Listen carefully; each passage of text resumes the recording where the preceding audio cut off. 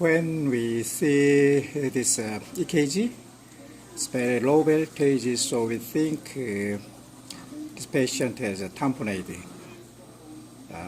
But tamponade, sometimes there is alternative peak EKG, peak PQRST. And there is sometimes ST elevation, but this patient has no elevation.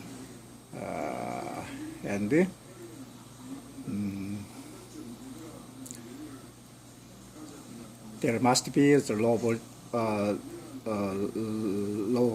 hypertension, but this is normal, so maybe this patient is no tamponade.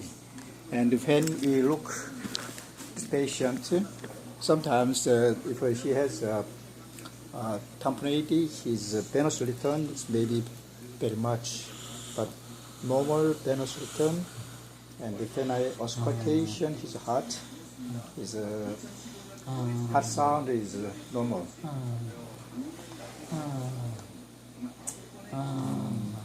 But he has a low voltage.